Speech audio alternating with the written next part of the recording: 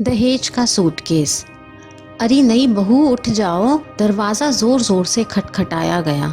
शादी की अगली सुबह क्रिया ने अपने कपड़ों को ठीक किया, सिर पर पल्लू किया और दरवाजा खोला। लाओ दहेज के कपड़ों का सूटकेस बाहर दे दो, ऐसा बोल वो सूटकेस बाहर खींच लिया गया। सुबह 4 बजे तो ससुराल पहुंची थी, 3 घंटे भी आराम करने को नहीं मिला। ऐसे कौन दरवाजा पीटता है? दहेज का सूटकेस कहाँ भागे जा रहा था?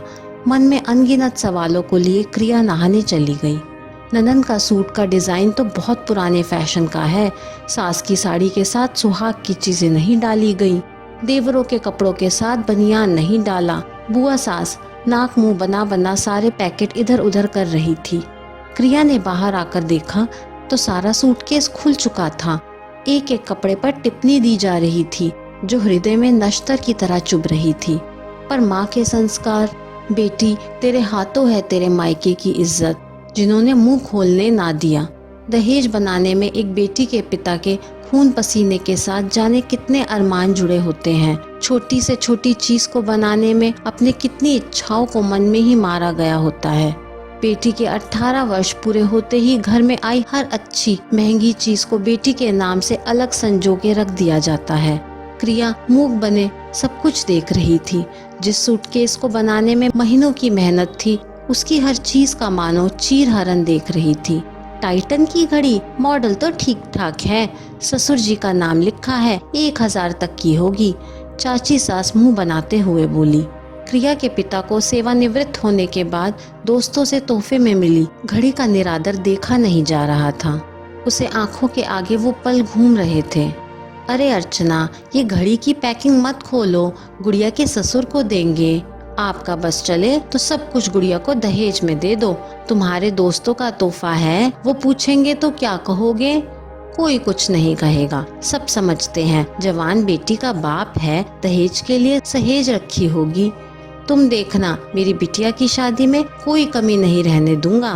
क्रिया की आंखों में मानो आंसुओं को जकड़ रखा था। भाभी, मुझे ये वाली ड्रेस पसंद है, ये मैं रख लूं?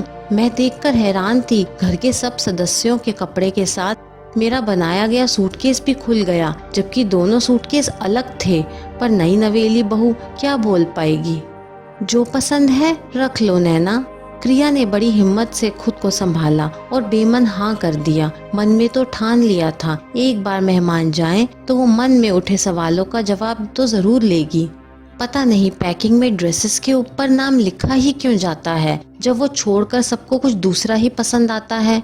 शुक्र है मैंने सब कुछ अपनी पसंद का डाला। सास और ननद को जो ना पसंद हो मैं पहन लूंगी।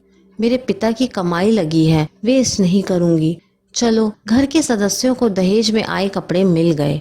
मेहमान भी एक एक करके निकल गए। क्रिया धीरे धीरे ससुराल के माहौल में ढलने लगी। घर के सब सदस्य उसे प्यार और सम्मान देते। सो उसने सोचा, जब सब अच्छे से चल रहा है तो क्यों मैं शादी की अगली सुबह की बात निकालूं? क्यों ना बुरे सपने की तरह भूल जाऊं? पापा ने सिखाया भी तो है, तकलीफ देने वाले को उतनी तकलीफ दोगे तो आप में और उसमें क्या फर्क रह जाएगा। हाँ, मौका मिलने पर एहसास जरूर कराना चाहिए। शादी के ठीक 1 साल बाद ही क्रिया की ननन का रिश्ता हो गया। घर में तैयारियां शुरू हो गई। पुनः उन्हीं रिश्तेदारों के दर्शन हुए। विदाई के अगले दिन ननन का फोन आया। घर के सब सदस्य, चाची, बुआ लैंडलाइन के पास जमा हो गए। सब ननन के मुंह से सुनने को आतुर थे कि वो खुश है। शादी या दहेज में कोई कमी तो नहीं रही। क्रिया ने फोन उठाया, फोन स्पीकर पर कर दिया। नैना, हेलो। हाँ भाभी, कैसे हो? और सब लोग कैसे हैं? मेरी चिंता मत करना, यहाँ सब लोग बहुत अच्छे हैं। सबके चेहरे पर एक सुकून भरी मुस्कुराहट आ गई। क्रिया, दहेज वाले ड्रेसेस वो सबको पसंद आए? कोई कमी रह गई हो तो बता देना, पगफेरे पर ले जाना। नैना, हाँ भाभी, दहेज में आए कपड़ों को लेकर थोड़ी बातें सुननी पड़ी। कोई नहीं सोचता नई बहू के मन पर क्या बीतेगी। क्रिया सबके चेहरे देखते हुए, हाँ ये तो है, बुरा तो लगता है। कोई नहीं सोचता कि कल की आई उस बहू के मन पर क्या बीतेगी।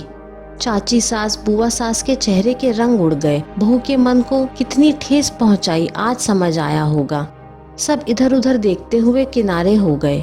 क्रिया को फोन रखते हुए एक अजीब सी राहत महसूस हो रही थी, जैसे सीने से एक बोझ उतर गया हो। माता पिता का खोया सम्मान मिल गया हो। बिना किसी को तकलीफ पहुंचाए उसने सबको गलती का एहसास करा दिया। ये कहानी आपको कैसी लगी मुझे कमेंट करके जरूर बताइए। कहानी पसंद आई हो तो लाइक, शेयर और चैनल को सब्सक्राइब करना ना भूलें।